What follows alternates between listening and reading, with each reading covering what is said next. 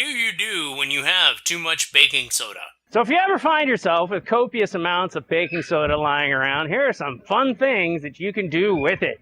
My name is Justin Higgins with Science with Higgins, and this is my buddy, Seth Bryant. What you need to do this is a bunch of vinegar, and some baking soda.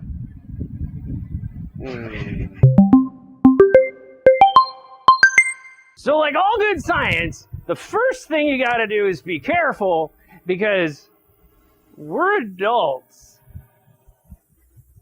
Yeah. So what we're gonna do first is you just mix a bunch of it together to see what happens. Right. So of course, you just gotta add the vinegar, add a bunch of it into your bowl. Here at Science with Higgins, we're not very good at measuring, so we just keep pouring until we got a copious amount, and that's enough vinegar. And then we take our box of baking soda, rip off the top, and pour some of that in the vinegar.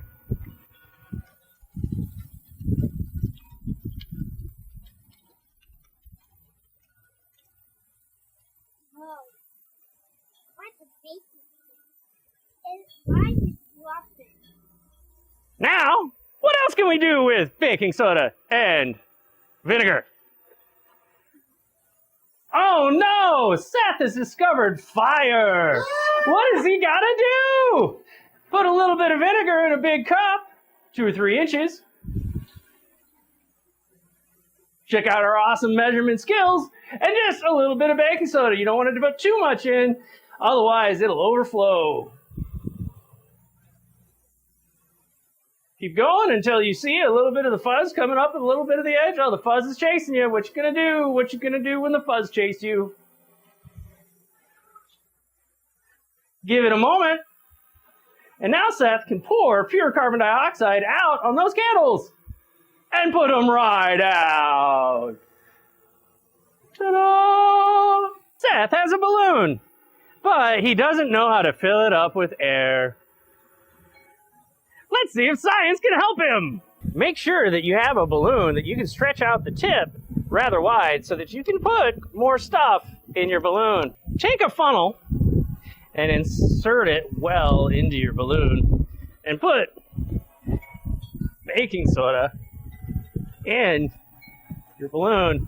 You might make a little bit of a mess, a little bit of white powder all over the place. Next, you're going to fill up a 2-liter about 1/3 full with your acetic acid, your vinegar. Attach your baking soda balloon to the top of the 2-liter and make sure that it is fully stretched on there.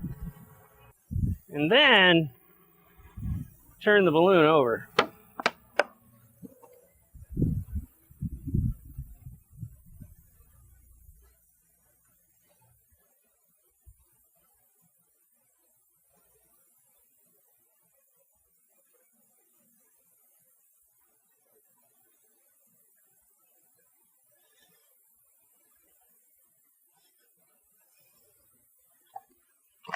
Hooray! Seth's balloon is full! And if you have a larger container, we cut the top off a 2-liter bottle, and you pour a heck of a lot of acetic acid, aka vinegar, in that bottle, and then just dump a bunch of sodium bicarbonate, aka baking soda, in there. You get an incredible reaction. We added a little bit of food coloring just to make it a little bit more noticeable, and it just goes.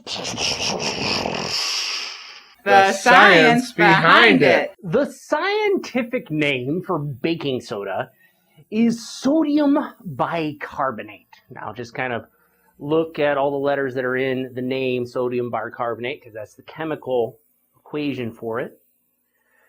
That is one side of the reaction occurring. The other reactant is the vinegar or the acetic acid.